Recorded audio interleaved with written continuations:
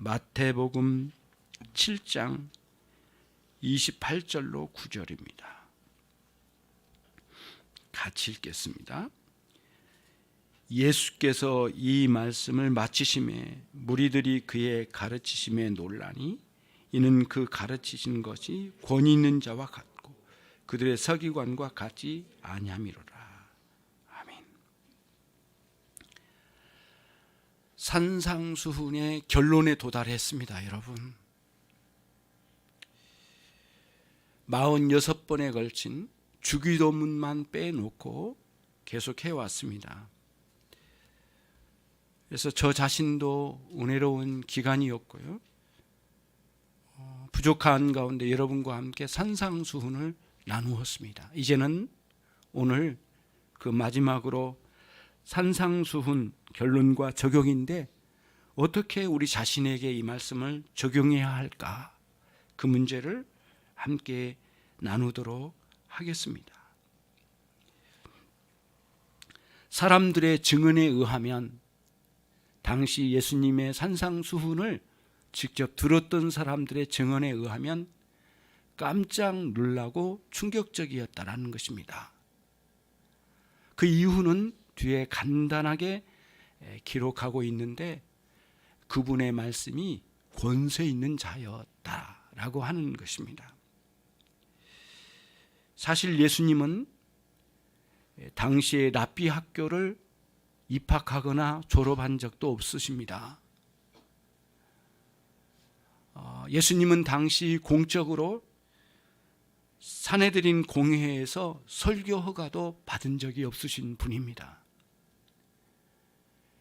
갈릴리 저 북쪽에 이스라엘의 변방에서 내려오신 우리 주님이 설교하실 때 그분의 설교에 많은 사람들이 깜짝 놀란 이유는 무엇일까? 그리고 그 놀라게 된 그 내용의 의미에는 어떤 의미가 있을까? 두 가지로 생각해 보도록 하겠습니다, 여러분.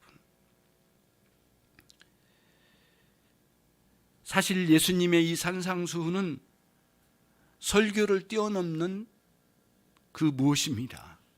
다시 말하면 메시아적 선언이라고 말할 수가 있습니다. 그런 차원에서 산상수훈을 적용하지 못하면 사실은 산상수훈에서 주님께서 말씀하시려고 했던 그 본질로는 조금도 들어갈 수 없다는 것을 알 수 있습니다, 여러분.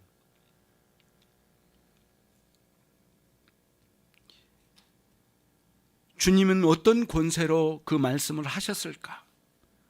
메시아적 선포, 그러기 때문에 권세 있는 말씀이었다라고 하는 것이 마태의, 다시 말하면 이 본문의 기록자의 의도가 많이 담겨져 있는 것 같다라는 생각이 듭니다.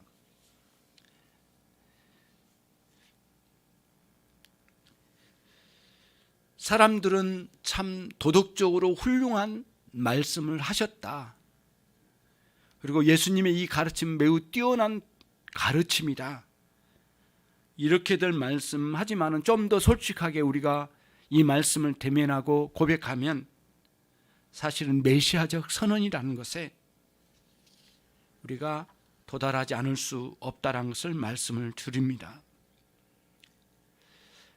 메시아적 권위를 드러내는 본문의 말씀 5장부터 7장까지 전체 흐름 속에 곳곳에 배어 있습니다.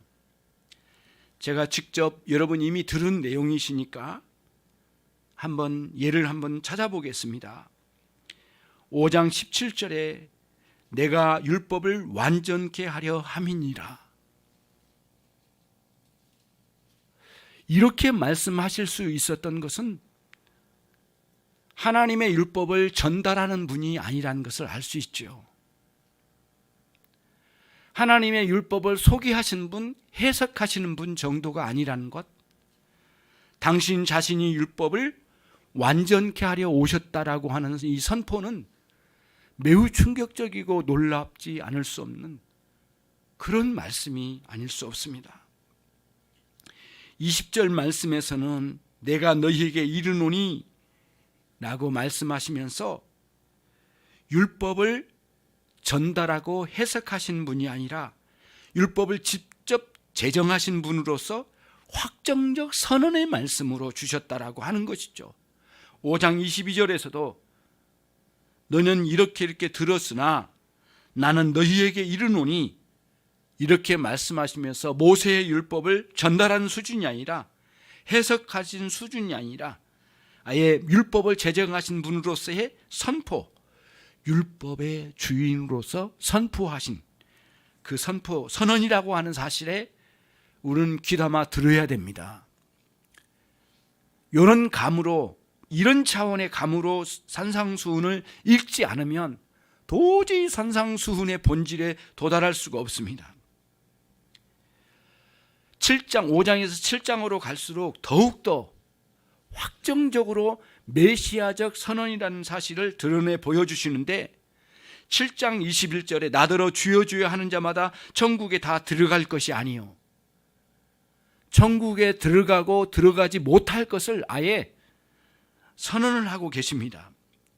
심지어는 천국문에서 아예 주님께서 심판자로 등장하셔서 7장 23절에 내가 너희를 도무지 알지 못하니 이 불법을 행한 자들아 내게서 떠나가라 이렇게 말씀하신 분은 천국문 앞에서 심판하시는 심판자가 아니시고는 도저히 말할 수 없는 그런 선언이 아니고 무엇이겠습니까? 우리에게 메시아이시고 최후의 날에는 심판자이심을 아주 명백하게 드러내 주시는 이 산상수훈의 말씀에는 사람들이 충격을 받지 않을 수 없는 그런 말씀이라고 하는 것이죠. 저는 예전에 복음을 매우 선명하게 전하는 목사님의 설교를 젊을 때에 들었을 때에 아주 놀라운 광경을 본 적이 있습니다.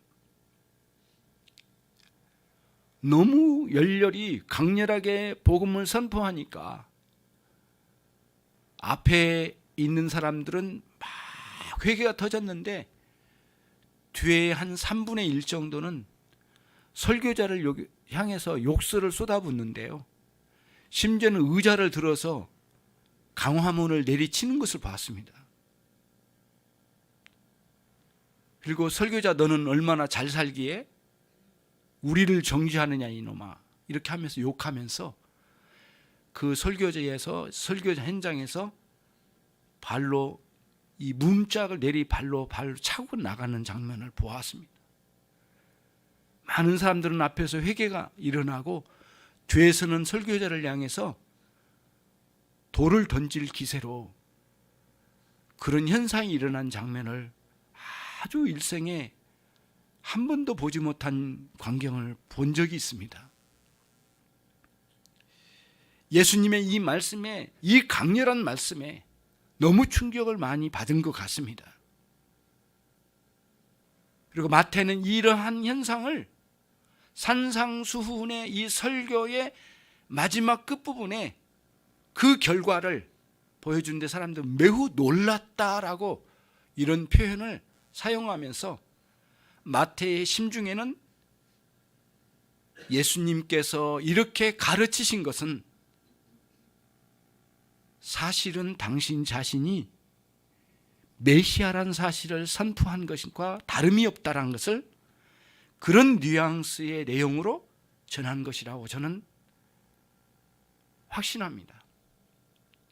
그러므로 저와 여러분은 산상수훈을 접할 때 메시아적 선포라고 하는 관점에서 산상수훈을 따라 읽지 않으면 도저히 그 본질 속으로는 들어갈 수가 없는 것이죠. 그러므로 우리는 메시아적 선포에 마땅한 그 차원에서 우리는 설복돼야 하는 것이 옳다 이 말씀입니다. 다시 말하면 산상수훈을 전하시는 그 주님의 그 말씀의 내용보다는 그 말씀을 전하신 분이 누구신지에 대해서 깨닫는 것이 사실상 급선무라는 그런 의미입니다. 여러분, 요한복음을 읽으실 때에 저는 개인적으로 요한복음과 요한일서와 요한계시록을 가장 마음에 담고 늘 읽고 싶은 성경책 중에서도 모든 성경을 다 사랑하지만 항상 그런 마음이 있습니다. 영원히 하나님 아버지와 함께 하셨던 로고스, 말씀, 그 말씀이 우리와 함께 하시더라, 이런 표현, 그리고 남성명사 이렇게 사용하지 않고 중성명사를 사용해서 예수님 당신 자신이 말씀이시고 당신 자신이 말씀하신 모든 것과 예수님 인격체는 항상 연합되어 있고 나뉘어지지 않고 분리되지 않는다는 사실을 선언하신 거죠. 사도 요한은 그런 차원에서 이야기한 거죠. 산상수훈의 선포도 그런 관점이에요. 당신이 쏟아놓는 말씀 자체가 당신 자체이신 거예요. 그래서 주님의 말씀 산상수훈을 사랑하고 들어가게 되면 반드시 주님을 사랑하게 되고 그분을 만나게 된다는 거예요. 그런데 우리는 오늘 관점을 더 명확히 해서 그분이 메시아란 사실에 좀 눈을 뜨고 산상수훈을 듣고 그 말씀을 따라 순종해야 마땅하다. 그분이 메시아란 사실, 그리고 그런 관점에서 그렇게 말씀하신 그분을 향해서 나가는 것만이 진정으로 산상수훈을 이해하는 길이라고 생각할 수가 있는 것이죠. 그래서 로이연수 목사님 같은 분은 강해에 이런 표현을 썼어요. 산상수훈에서 예수 그리스도 그분이 나사렛 예수가 전하는 이 산상수훈을 통해서 그분이 메시아라는 사실을 깨닫고 그분을 붙잡지 않으면 사실은 우리는 산상수훈을 다 잃어버린 것과 동일하다. 사람들처럼, 보통 사람들처럼 참 설교 잘하신 분, 뛰어나신 분, 그분이 전한 내용은 참 뛰어난 내용이야, 도덕적으로 이만큼 훌륭한 말씀이 어디 있을까? 라고 하는 수준으로는 산상수훈을 조금도 맛본 적이 없는 사람이랍니다. 100% 동감이 되고요. 심지어는 예수님께서 이 진리를 완벽한 조화를 이루셔서 비교할 수 없는 유일무이한 지혜가 느껴지는 감탄이 저절로 나오는 말씀을 산상수훈에서 쏟아 부으셨습니다. 어린아이로부터 노년에 이르기까지 많이 배우지 못한 사람과 많이 배운 사람, 누구나 할 것 없이 모든 계층의 사람들이 적절하게 이 가르침을 듣고 받을 수 있도록 아주 뛰어난 지혜의 말씀을 우리 주님께서 주셨습니다. 그러면서 동시에 메시아적 선포로 주셨으니까 놀라지 않을 수가 없죠. 요한복음 7장에서도 그와 비슷한 일이 발생했습니다. 바리새인들이 이제는 계획적으로 나사렛 예수를 잡아다 죽여야 되겠다라고 하는 계략을 피워서 실제로 하속들을 보내었습니다. 나사렛 예수를 체포해 와라. 그런데 예수를 체포하러 갔던 하속들이 돌아와 빈손으로 돌아온 건데 하는 보고가 참 위험스러운 보고였습니다. 그 사람이 말하는 것처럼 그렇게 말한 사람은 이때까지 본 적이 없습니다. 매우 놀랍고 매우 권세 있는 말씀에 두려웠습니다. 그런 의미로 예수님을 체포하러 갔던 사람들이 보고한 겁니다. 빈손으로 찾아왔어요. 바리새인들이, 이 간부들이 화가 치밀어가지고 내 놈들도 그에게 현혹되었느냐?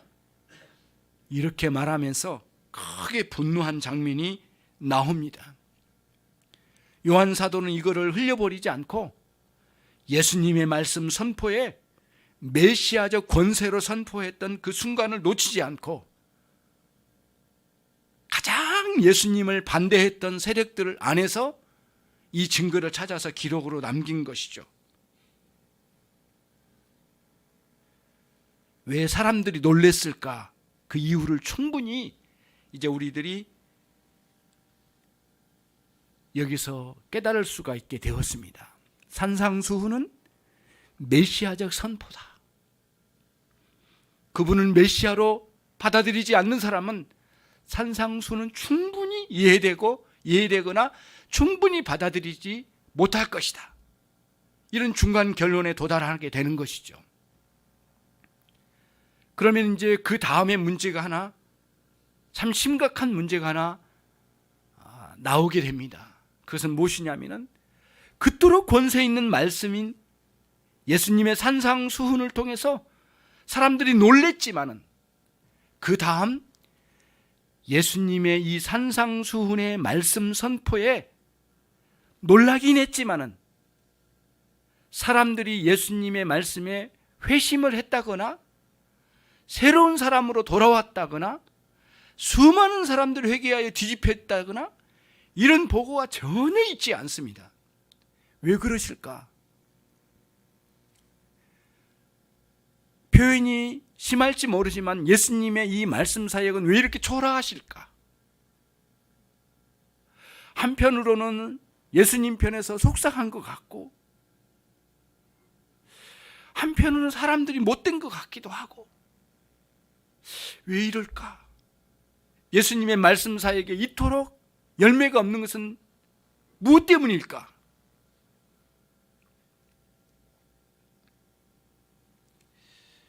사도행전 2장의 베드로의 설교에 한때는 참 못났던 그 베드로, 예수님을 3번이나 부인했던 그 베드로의 설교에 수천 명이 회심하고 돌아왔다는 보고가 쓰여집니다. 거짓이 아닌 것 같습니다. 예수님의 제자에게는 그런 엄청난 수많은 사람들의 사역의 결과가 있는데 우리 주님에게는 왜 이게 없을까?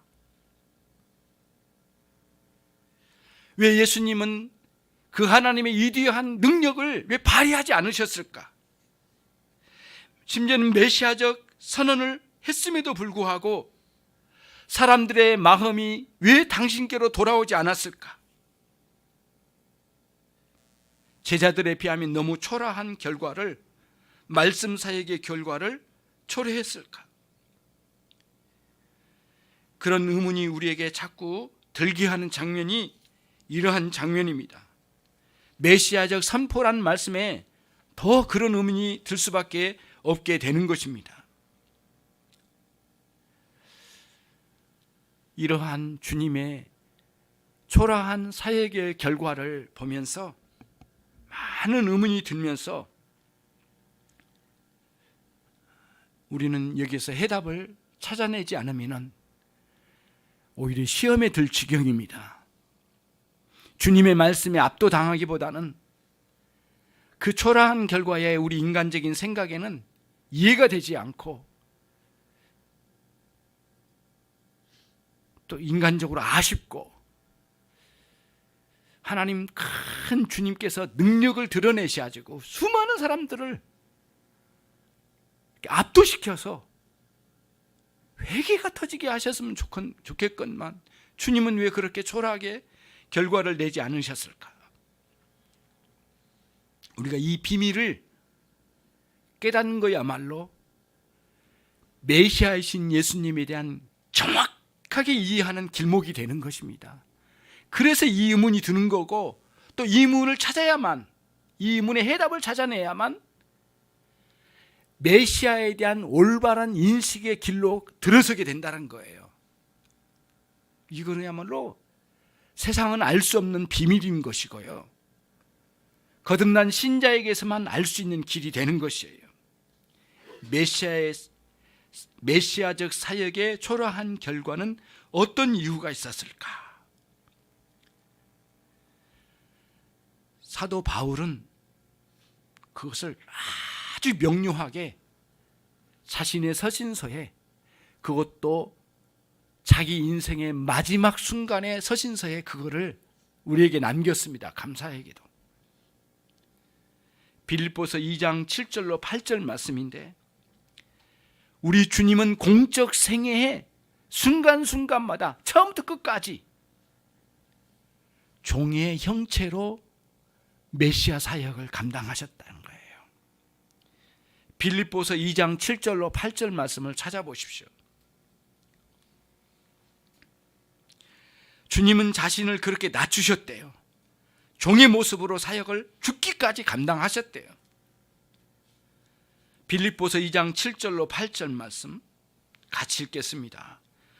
오히려 자기를 비워 종의 형체를 가지사 사람들과 같이 되셨고 사람의 모양으로 나타나사 자기를 낮추시고 죽기까지 복종하셨으니 그 십자가에 죽으심이라.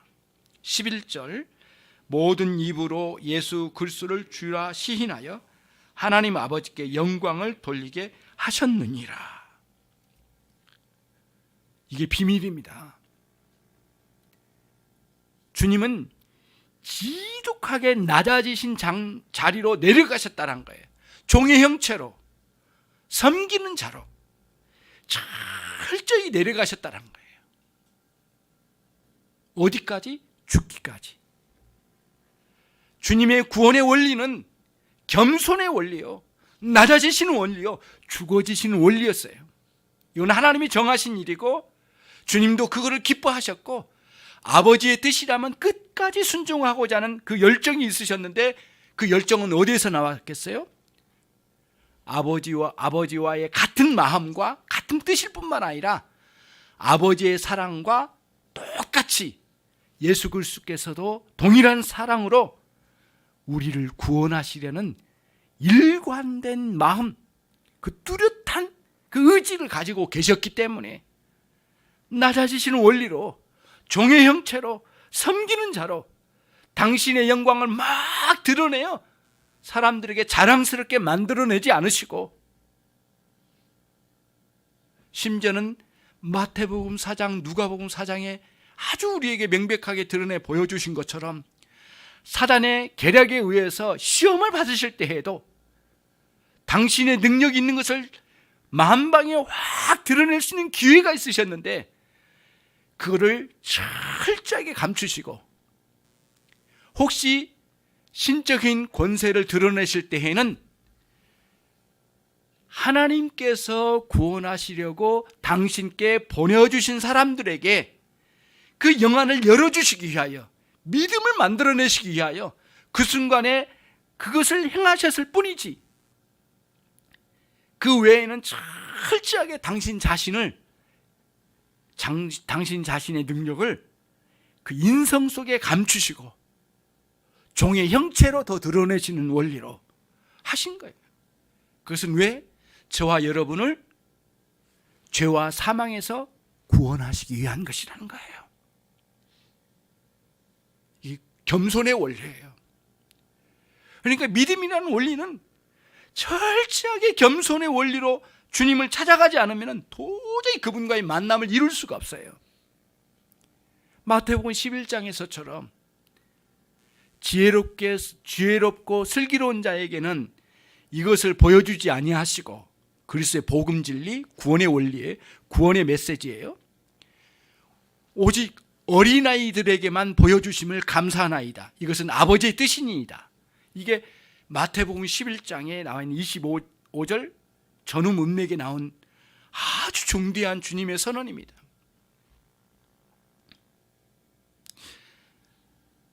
산상수훈이 끝나면 계획 속에는 마태복음 11장으로 가려고 준비 중에 있습니다.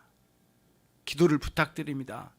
진짜 은혜가 있어야 설교하는 것이고요,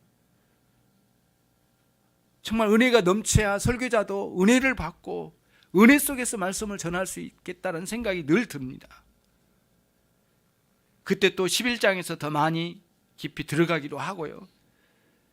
그런 원리, 주님의 낮아지신 원리이기 때문에 말씀 선포, 산상수훈의 메시아적 선포임에도 불구하고 주님은 거기서 많은 사역의 결과를 확 드러내기보다는 오히려 섬김의 자리에 낮아지는 장면으로 내려가셔서 이후에 성령을 보내주셔서 초라하고 부끄러웠던 당신의 제자들에게 그 능력을 부어주셔서 당신 자신이 사역의 결과를 내신 것보다는 오히려 제자들을 통해서 더 많은 영광스러운 결과를 드러내시기를 기뻐하신 주님의 원리, 왜 그렇게 하셨는가? 저와 여러분을 죄와 사망에서 구원하시기 위하여, 죽으시기 위하여, 단 한순간도 교만하기를 원치 않으시고 단 한순간도 자기 자신의 영광을 위하여 사역을 수행하지 않으셨다는 것을 보여주셨다는 거예요. 그게 굉장히 놀라운 장면이 아닐 수가 없어요. 그러니까 산상수훈을 어떻게 적용할까? 겸손의 원리로 적용하자는 거예요. 주님께 나갈 때, 성경을 읽을 때, 기도할 때 모든 것을 내려놓지 않으면 기도되지 않고, 내려놓지 않으면 성경 읽을 수가 없고, 내려놓지 않으면 예배 드릴 수가 없고, 포기하지 않으면 주님께 나갈 수가 없는 길이, 재물을 내려놓지 않고 재물에 대한 사랑을 버리지 않고는 주님께로 돌아가 주님을 섬길 수 있고 따를 수 있었던 기회가 있었음에도 불구하고 그렇게 할 수 없었던 부자 청년처럼 결국에는 겸손의 원리예요. 철저하게 우리의 신앙은 겸손의 원리. 산상수훈의 결론에 우리는 어떻게 적용할까?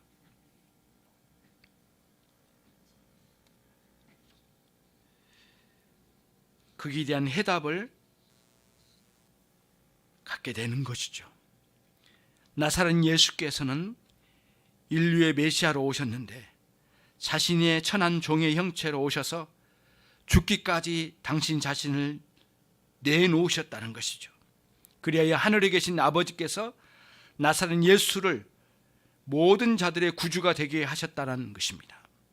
이미 구주로 오셨는데 그런 종의 원리로 오직 그 길만이 아버지께 영광이 되시기 때문에 그 겸손의 원리로 당신의 사역을 수행하셨다는 거예요. 이것은 하나님이 정하신 구원의 길이요, 나사렛 예수께서 끝까지 순종하심으로 이루신 방식이었습니다. 이것이야말로 죄와 사망을 악용하는 저 사단의 계략을 무너뜨리는 유일한 길이었다는 거예요. 왜냐하면 이 사단은 항상 교만의 원리로 접근해 오거든요. 거기에 겸손의 원리로 거기를 무너뜨리시는 주님의 죽음의 원리로 사단의 계략을 무너뜨리시는 위대한 역사는 그야말로 세상은 알 수 없는, 오직 거듭난 신자만이 알 수 있는 비밀 중에 비밀이 아닐 수가 없습니다. 그래서 복음은 하나님의 지혜가 있다고, 복음 자체는 하나님의 지혜라고 라는 표현이 쓰여진 거죠. 세상도 알 수 없고 이 사단의 세력도 알 수 없는 그야말로 비밀 중에 비밀인 이 겸손의 원리로, 당신이 죽어지는 원리로 우리를 구원하신 위대한 길을 우리 주님께서 가셨습니다.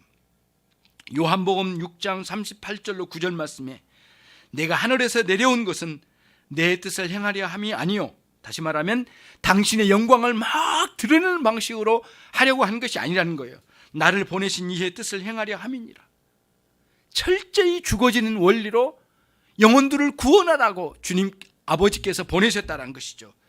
나를 보내신 이의 뜻은 내게 주신 자 중에 내가 하나도 잃어버리지 아니하고 마지막 날에 내가 다시 살리리라. 오순절의 성령의 역사하심 이후에 영혼들이 사도들의 복음 선포를 위하여 통해서 사람들이 돌아오게 될 것을 예고적으로 말씀하신 것입니다.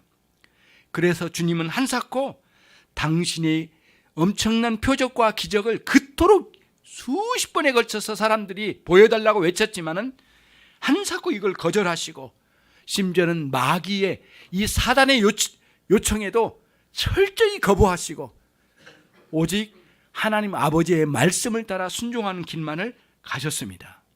이 원리가 산상수훈의 사역에도 초라한 결과를 보여주시던 원리와 일치된 원리를 가지고 있다는 거예요. 이것이 십자가의 원리고요, 저와 여러분의 죄를 담당하신 원리였고, 죄를 괴멸시키시는 위대한 메시아적 사역의 원리였다는 거예요. 그리고 우리에게도 그 같은 원리로 죄와 싸워 이겨가는 위대한 신자의 길을 가는 길을 우리에게 보여주시고 모범으로 보여주시고 이끌어 주셨다는 거예요. 이것이 주님께서 메시아적 선포에 엄청난 충격을 받은 사람이 있음에도 불구하고 많은 회심의 결과를 내지 않는 가운데 당신이 낮아지신 원리로 사실상은 인류 구원을 완성시키려고 하는 그 길목으로 들으셨다는 사실을, 변함없이 그 길을 걸으셨다는 사실을 우리에게 아주 명백하게 보여주신 것입니다. 나의 양식은 나를 보내신 이의 뜻을 행하는 것이고 아버지의 일을 온전히 이루는 것이니라.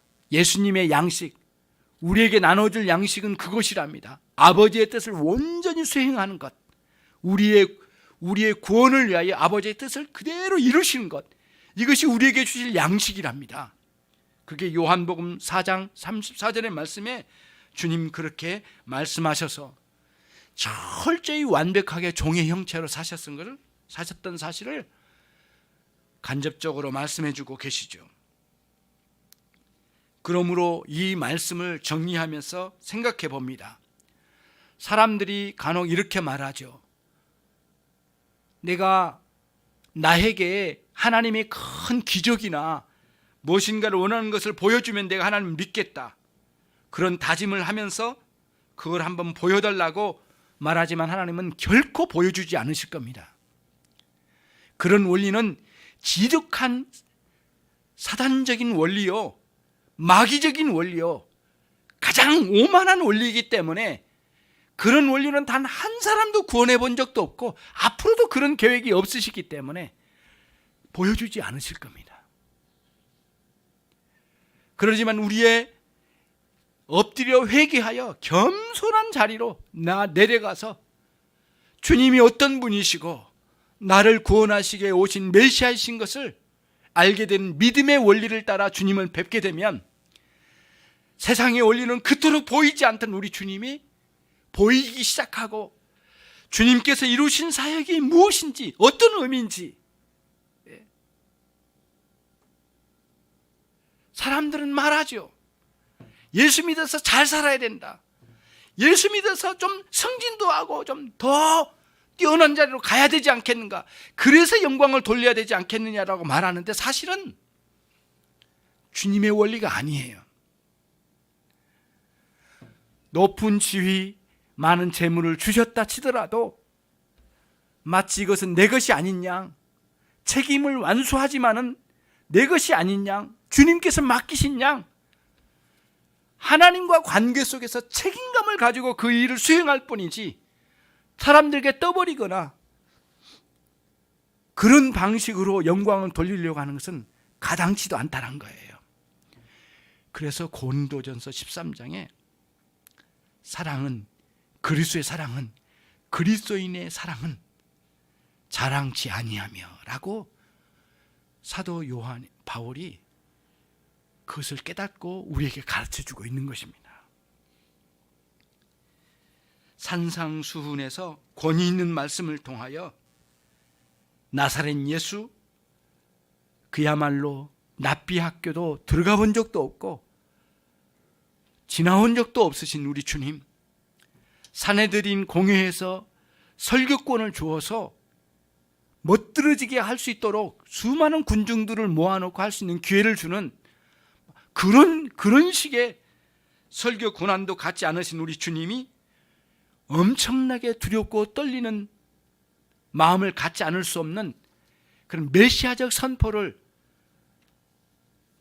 사람들에게 행할 수 있었던 이유는 당신 자신이 메시아이셨기 때문이라는 거예요.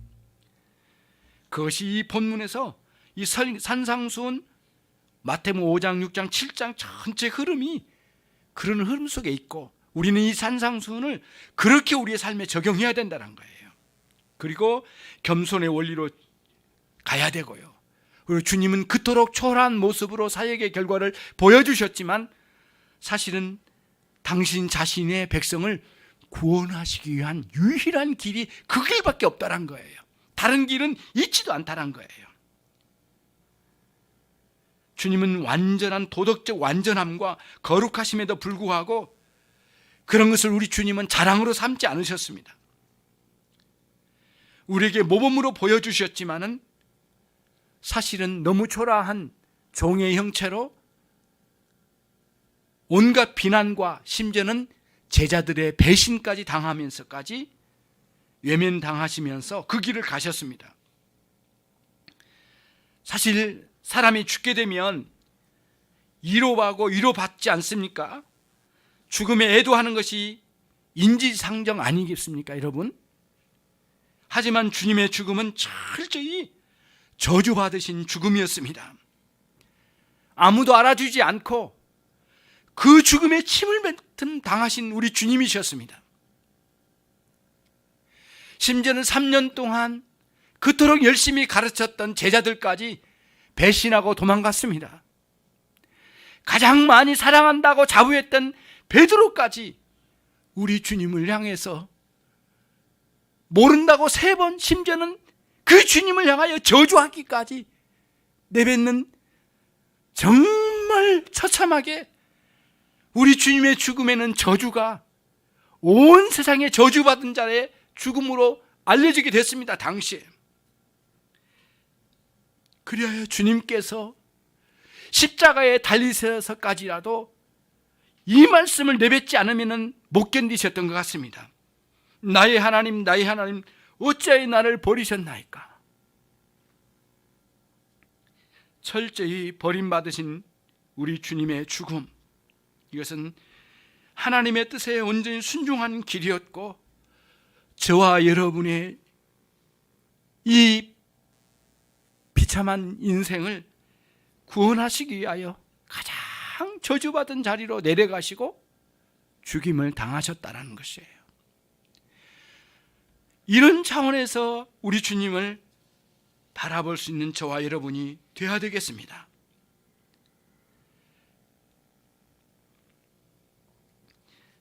하지만 여전히 지금도 산상수훈의 이 결과에 대해서 사람들은 초라하게 생각하고 멋들어진 내용이지만 예수님 당신 자신만큼은 메시아로 받아들이지 않는 게 오늘날도 현실입니다.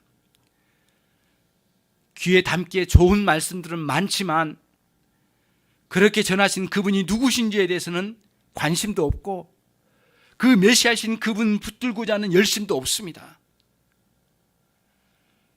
그토록 우리를 위하여 모든 것을 내놓으셨지만은 그에 비하여 만분의 일, 천만분의 일도 주님을 향한 사랑이 우리에게 제대로 있는가 하면 그렇지도 않습니다. 그래서 이것을 깨닫고 난 뒤에 우리 마음이 슬픈 거죠. 마음이 아프고요. 결국에는 예수님께서 하셨던 원리, 오순절에 성령을 부어주실 때 제자들이 그때서야 나사렛 예수가 우리의 메시아이시라는 사실을, 산상수훈에 그렇게 선언하신 그 말씀의 의미가 메시아로서 선포하셨던 분이라는 것, 비록 당시에는 그렇게 초라한 모습으로 가셨지만은 사실은 그 길만이 우리를 구원하신 길이었다는 사실을 그때서야 명료하게 깨닫고 오순절의 성령의 부으심과 같이 저와 여러분에게도 오늘날 성령의 부어주심만이 유일하게 나사렛 예수가 우리의 메시아란 사실, 나사렛 예수가 초라한 모습으로 가셨지만 우리를 구원하신 유일한 길을 가셨다는 사실을 알게 되는 거죠. 그때에 우리의 마음이 확 무너지면서 주님 앞에 진정으로 회개되어지고 주님을 영접하게 되는 그런 결과가 있게 될 것이라고 믿습니다. 성령을 구하십시오. 그분이 예수 그리스도를 보여주실 것이고 그분이 가르치신 말씀을 깨닫게 해주실 겁니다. 오직 성령께서만이 이 길을 우리에게 보여주시고 인도해 주실 거라고 확신이 됩니다. 기도하십시오. 말씀을 읽으십시오. 어떻게 해요? 주님을 우리의 메시아로서 종의 형체로 가신 그분을 사랑하는 원리로, 그 겸손의 원리로 그분을 사랑하는 마음의 태도를 가지고 성경을 읽으시고 기도에 들어가셔서 그분을 만나시는 영광스러운 날이 이번 주간에 여러분에게 있기를 주님의 이름으로 축원합니다. 하나님 아버지 감사합니다. 오늘 이 주신 말씀을 통해 우리가 새롭게 주님 앞에 엎드려지기를 원합니다. 주님, 왜 그렇게 가셨는지 이제서야 조금 알 것 같습니다. 우리의 마음에 성령을 부어주십시오. 그 길만이 우리가 주님을 제대로 알게 되는 길입니다. 주님 사랑합니다. 우리에게 성령을 부어주십시오. 그래야 말씀을 읽게 하시고 기도에 들어가게 해 주십시오. 모든 성도가 여기에 큰 은혜가 있게 해 주십시오. 우리 시간 같이 함께 짧게라도 기도한 시간 갖겠습니다. 같이 기도합니다. 하나님 아버지 감사합니다. 주님께서 그 길을 가심을 오늘 우리가 깨닫게 되었습니다. 낮고 천하고 빛이 나고 아버지 하나님의 참으로 저주받은 길을 가셨습니다. 주님께서 하나님 아버지 저주받으신 그 죽음으로 가셨습니다. 누구도 주님을 향한 애도함이 없었습니다. 하나님 아버지 그 현장에는 비극이었습니다.